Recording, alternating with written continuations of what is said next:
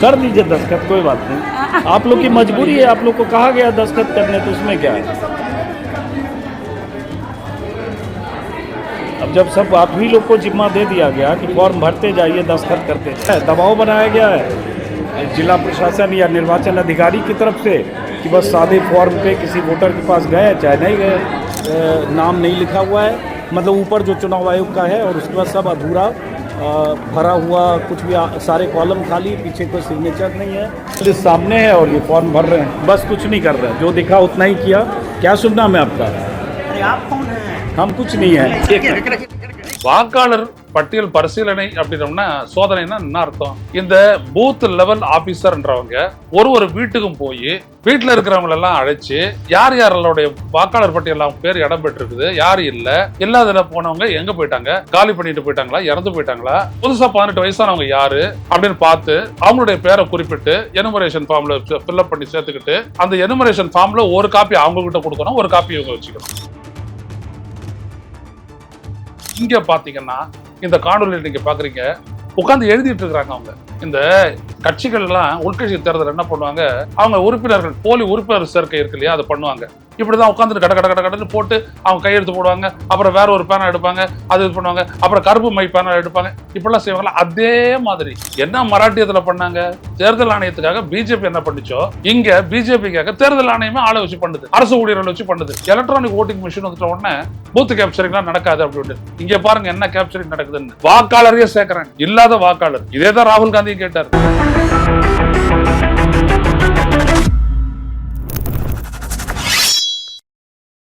வணக்கம் தோழர்களே, ருச செய்திகளின் வாயிலாக இன்று மீண்டும் உங்களை சந்திப்பதில் பெருமகிழ்ச்சி அடைகின்றேன். பீகாரில் இந்திய தலைமை தேர்தல் ஆணையம் மேற்கொண்டு வரும் வாக்காளர் சேர்ப்பு அல்லது போலி வாக்காளர்களை நீக்குவது என்கின்ற ஸ்பெஷல் இன்டென்சிவ் ரிவிஷன் என்கின்ற SIR என்கின்ற சிறப்பு தீவிர வாக்காளர் பரிசீலனை நடவடிக்கை எவ்வளவு மோசடியாக நடைபெறுகிறது என்பதனை நேற்று பீகாரில் இருந்து அஜித் அஞ்சும் என்கின்ற ஒரு பொதுநல செயல்பாட்டாளர் வெளியிட்ட காணொலியில் நாடு முழுவதும் பரவி ஒரு பெரும் அதிர்ச்சி அலைகளை ஏற்படுத்தியிருக்கிறது. அந்த காணொலியில் என்ன இருக்கிறது இதோ பாருங்க. இதான் ஒரு டேபிள், அதை சுத்தி BLO என்று சொல்லக்கூடிய வாக்காளர் வாக்குப்பதிவு பூத் லெவல் ஆபீசர்ஸ், அதான் BLO, அவர்கள் சுத்தின அமர்ந்து கொண்டு அவர்கள் எல்லாம் இந்த எனுமரேஷன் ஃபார்ம், வாக்காளர்கள் சேர்த்தல் ஃபார்ம்ல அவங்க ஃபில்அப் பண்றாங்க. ஒவ்வொருத்தரும் ஒரு கலர் பேனா வச்சிருக்கிறாங்க, வெவ்வேறு பேனாக்களை பயன்படுத்தி அவங்க செய்யறாங்களா. அவங்களே வாக்காளருடைய பேர் எழுதி, அந்த ஊர் பேர் எழுதி, அதெல்லாம் வாக்காளர் பட்டியல் இருக்குங்களா, ஏற்கனவே இருக்கிற பட்டியல் இருக்குல்ல, அதுல வச்சு சேர்க்கிறாங்க. இதுதான் வாக்காளர் சேர்ப்பு. அதுக்கு பேர் என்ன, இன்டென்சிவ் சிறப்பு தீவிர வாக்காளர் சேர்க்கை அல்லது பரிசீலனை. இதுதான் ரிவிஷன். பாத்தீங்கன்னா எல்லாரும் சுத்திலும் இவருடைய வாக்காளர் சேர்க்கை பண்ணிட்டு இருக்கிறாங்க, அவங்களுக்குள்ள சிரிச்சிட்டு இருக்கிறாங்க, பேசுறது எல்லாமே ரெக்கார்ட் ஆயிருக்குது. ஒருத்தரும் குறைஞ்சபட்சம் ஒரு நாளைக்கு 100 பேரை சேர்க்கணும், 100 வாக்காளர் சேர்க்கணுமா. வாக்காளர் பட்டியல் பரிசீலனை அப்படின்னோம்னா சோதனைனா என்ன அர்த்தம்?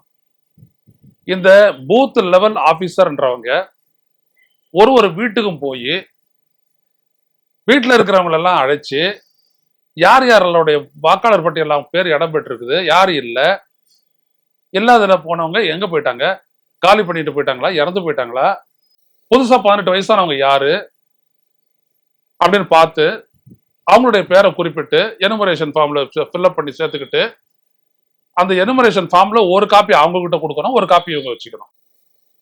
அதை அத்தாட்சி கொடுக்கணும் இல்லையா. அது இது பேர் தானே எனுமரேஷனு. இதுக்குத்தான் வந்துட்டு லட்சக்கணக்கானவர்களை நியமிச்சிருக்கு தலைமை தேர்தல் ஆணையம். இங்க பாத்தீங்கன்னா இந்த காணொலியில் நீங்க பாக்குறீங்க உட்கார்ந்து எழுதிட்டு இருக்கிறாங்க அவங்க. இந்த கட்சிகள் எல்லாம் உள்கட்சி தேர்தல் என்ன பண்ணுவாங்க, அவங்க உறுப்பினர்கள் போலி உறுப்பினர் சேர்க்கை இருக்கு இல்லையா, அதை பண்ணுவாங்க. இப்படிதான் உட்காந்துட்டு கடன்னு போட்டு அவங்க கையெழுத்து போடுவாங்க, அப்புறம் வேற ஒரு பேனா எடுப்பாங்க, அது இது பண்ணுவாங்க, அப்புறம் கருப்பு மை பேனா எடுப்பாங்க, இப்படிலாம் செய்வாங்களா. அதே மாதிரி இந்திய தேர்தல் ஆணையம் அங்கே பண்ணிட்டு இருக்கக்கூடிய இந்த எஸ்ஐஆர் அப்படின்னு சொல்லக்கூடிய இந்த வாக்காளர் சேர்க்கையில இதை பண்றாங்க, உட்காந்துக்கிட்டு சிரிச்சுக்கிட்டே. காசு வருது, சோறு வருது, அப்புறம் என்ன கதை? எல்லாரும் வந்துட்டு வாக்காளர் சேர்க்கையை பண்ணிக்கிட்டு இருக்கிறாங்க. இத இந்த அஜித் அஞ்சும் படம் பிடிச்சி அதை வெளிக்காட்டி அந்த வீடியோ வந்துட்ட உடனே அவருக்கு பிடிஓ ஆபீசர் இவங்களாம் போன் பண்ணி அது வெளியிடாதீங்க, அது வெளியிட்டா என்ன ஆகும் தெரியுமா? என்ன ஆகும்? தேர்தல் ஆணையத்தினுடைய முகத்திர கிழியும். அதானே அவர் சொன்னாரு, பாக்குறேன், நான் பரிசீலிக்கிறேன்னு சொல்லிட்டு அவர் வெளியிட்டாரு. அது வெளியான 4 மணி நேரத்துல 5 லட்சம் பேர் பாத்துறாங்க. நாடு முழுவதும் பெரிய ஒரு அதிர்வலைகளை ஏற்படுத்தி இருக்கிறது இது. இவங்க என்ன சொல்றாங்க, தேர்தல் ஆணையம், நாங்க 35 லட்சம் பேரை போலி வாக்காளர்களை நீக்கி விட்டோம். போலி வாக்காளர்கள் இல்ல, இடம்பெயர்ந்தவங்க, அவங்க எல்லாம் வந்துட்டு கிட்டத்தட்ட 14-15 லட்சம். ஒரு இடத்துல இன்னொரு இடத்துல இன்னொரு பக்கத்துல ஒரு 6 லட்சம் பேர் செத்து போனவங்க இதெல்லாம் சேர்த்துதான் அவர் கணக்கு சொல்றாரு. ஆனா இங்க என்னன்னா, ஏதோ வீட்டுக்கு வீடு போயிட்டு என்னன்னா அது இவ்வளவு ஸ்பீடா நடக்குது அப்படின்னு பார்த்தா இதான் நடக்குது. என்ன மராட்டியத்துல பண்ணாங்க?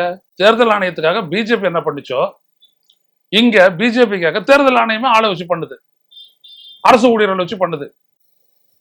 நம்ம அரசு ஊழியர்களை தான் தெரியுமே, காசு கொடுத்தா எதை வேணாலும் பண்ணுது. வாக்காளர் பட்டியலில் சேர்க்கிறாங்க, மராட்டியத்துல பண்ண மாதிரியே சேர்க்கிறாங்க. உட்காந்துக்கிட்டு கட கட கட கடன்னு எழுதுறாங்க. இவங்க ஓட்டை யார் போடுவா? இதான் 71 லட்சம் பேரு மிக அதிகமானவர்கள் கூடுதலாக வாக்களித்திருக்கிறார்கள் ராகுல் காந்தி சொன்னாரு. அதான் இது.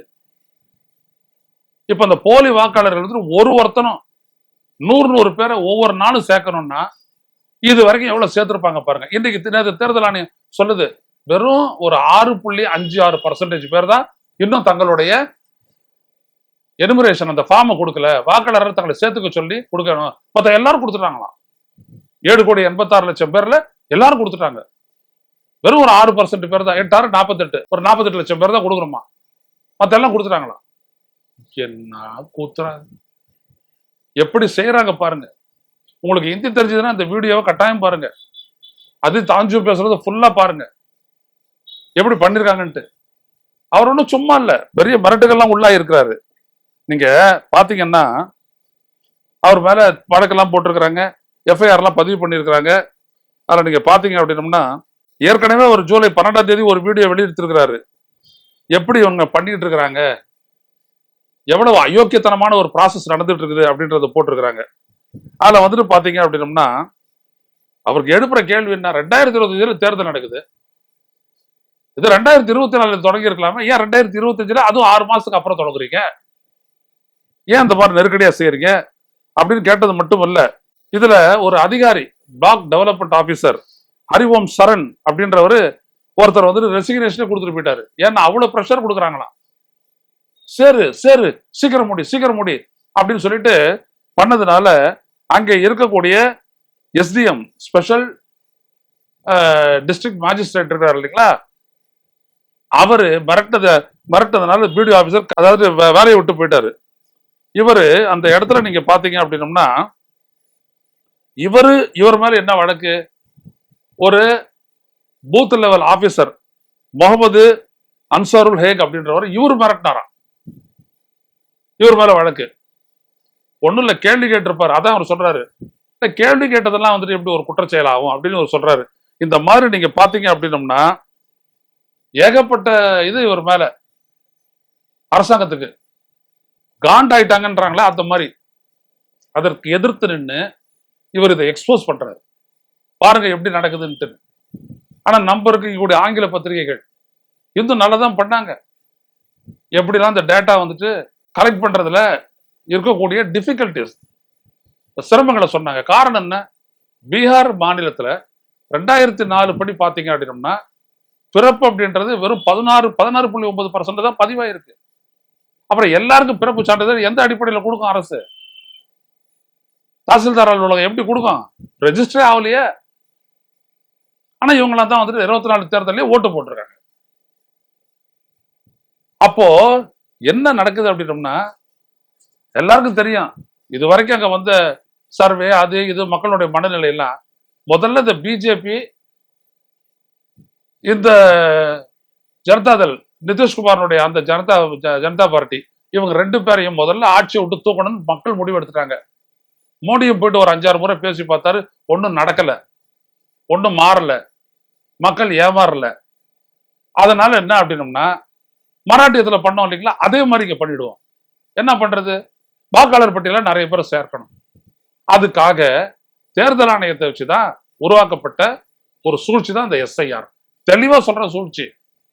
உட்காந்துக்கிட்டு ஒரு குறுகிய காலத்துல இவ்வளத்தையும் செய்யணும் அப்படின்னம்னா எவ்வளவு பெரிய ப்ராசஸ் அது. வீடு வீடா போய் எனுமரேஷன் ஃபார்மை கொடுத்து, யார் புதுசா வரவங்களும் ஃபைல் பண்றது, இல்லாதவங்களுடைய பேரை நீக்கிறது, இருக்கிறவங்க பேரெல்லாம் உறுதிப்படுத்துறது அப்படின்னு எவ்வளவு பெரிய ப்ராசஸ் அது. ஆனா இங்க உட்காந்துக்கிட்டு பாத்தீங்கன்னா டேபிள்ல உட்காந்து எழுதுறானுங்க, எழுதி சேர்க்கிறானுங்க. மிரட்டல் வேறையா, 100 பேருக்கு குறைவா 100 பேராவது நீ சேர்த்தாகணும் ஒரு நாளைக்கு. சேர்க்கல அப்படின்னா நீ இருக்க மாட்ட, வேலையில் இருக்க மாட்ட, தூக்கிடுவோம். எப்படி, தேர்தல் ஆணையத்துக்கு இருக்கிற அதிகாரம் இருக்கு இல்லையா, இவர் ஒத்துழைக்கல அது இதெல்லாம் சொல்லிட்டு இப்படி பிரஷர் பண்ணி அதை செய்யறாங்க. செஞ்சு வாக்காளர் பட்டியல் ரிவிஷன் ஓவரு அப்படி சொல்லிட்டு கொஞ்ச நாள் செய்தி வரும், அதுவும் ஊடகங்கள் எல்லாம் பெருசா பேசும். என்ன அயோக்கியத்தனம் எதுன்றதை நீங்க பாருங்க. இதாங்க மோடி அரசு பட்டவர்த்தனா சொல்றாங்க. இதான் இந்த தேர்தல் ஆணையம். அமித்ஷாவும் மோடியும் சேர்ந்து தேர்ந்தெடுத்த அந்த ஜானேஸ்வர், அவர் தான் இன்னைக்கு சீஃப் எலெக்ஷன் ஆபீசர், அவர் தான். இவங்க தான் இந்த மாதிரி பண்றாங்க. நிச்சயமா நான் மீண்டும் சொல்றேன், நம்மளாம் ஹிந்தி எதிர்ப்பு தான். ஆனா ஹிந்தி தெரிஞ்சவங்க கிட்ட இருந்து தயவு செஞ்சு அவர் என்ன சொல்றாரு, அஜித் அஞ்சும் என்ன சொல்றாரு அப்படின்றத கேட்டு தெரிஞ்சுக்கிட்ட. ஏன்னா மோசடி, இவ்வளவு பெரிய மோசடி ஜனநாயகத்துல உலகத்துல வேற எங்கேயுமே நடக்காது. கள்ள ஓட்டு போடுவாங்க, பூத்து கேப்சர் நடக்கும். நீங்க எல்லாத்துக்கும் நிறைய பேர் சொல்லுவாங்க எலக்ட்ரானிக் ஓட்டிங் மிஷின் வந்துட்ட உடனே பூத்து கேப்சரிங்லாம் நடக்காது அப்படின்ட்டு. இங்க பாருங்க என்ன கேப்சரிங் நடக்குதுன்னு. வாக்காளரையே சேர்க்கிறாங்க, இல்லாத வாக்காளர். இதேதான் ராகுல் காந்தியும் கேட்டார். அந்த வாக்காளர் பட்டியலை கொடு, டீட்டெயில கொடு, எப்ப சேர்த்தீங்கன்னு கொடு, அந்த டீட்டெயில் அந்த ஃபார்ம்ஸ் எல்லாம் கொடு எனக்கு அப்படின்னு கேட்டார். தரல. ஏன்னா இப்படி சேர்க்கப்பட்ட ஃபார்ம் உட்காந்துக்கிட்டு சுத்திலும் உட்காந்துக்கிட்டு ஆளாலும் ஃபார்ம் ஃபில்அப் பண்ணி அவங்க சார்பாக இவங்களே கையெழுத்து போட்டு எல்லாம் கொடுக்கறது. இந்த ஃபார்ம் ஃபில்அப் பண்ணிட்டேன், நீ கையெழுத்து போடு அப்படின்னு சொன்னோம்னா உடனே ஒருத்த கையெழுத்து போடும். இப்படிதாங்க இந்த ப்ராசஸ் நடக்குது. இதைத்தான், இந்த மோசடியைத்தான், இது எவ்வளவு பெரிய கிரேட் ஸ்கேல்ல நடக்குது, பெரிய அளவுல நடக்குது அப்படின்றதான் அஜித் அஞ்சும் விளக்கி நேற்று வெளியிட்டார் இந்த வீடியோவை. இந்த வீடியோ பறந்து கொண்டிருக்கிறது, அதிர்வலைகளை ஏற்படுத்தி கொண்டிருக்கிறது, அதிர்ச்சியை ஏற்படுத்தி கொண்டிருக்கிறது. தயவு செய்து அவருடைய அந்த வீடியோவை நீங்க பாருங்க, அவருடைய லிங்கை நாங்க கொடுத்திருக்கிறோம். தயவு செய்து அதை பாருங்கள், பகிருங்கள், நாடு முழுவதும் பகிருங்கள். இதான் ரொம்ப முக்கியம். இந்த மோசடி பற்றி அடுத்தடுத்த நாட்களில் மீண்டும் நாம் பேசுவோம். நன்றி, வணக்கம். ஊடகம் கார்ப்பரேட் அரசியல்வாதிகளின் கைப்பாவையாக அடிமைகளாக இருந்தது போதும், இனி சாட்டை எடுத்து சுழற்றும் நேரம் வந்துவிட்டது. ஊடகம் பொதுமக்களாகிய உங்களுக்காக, உங்களாலேயே இயக்கப்பட வேண்டும். ஊடக சுதந்திரத்திற்காக உங்களின் பங்களிப்பை இன்றே அளித்திடுங்கள்.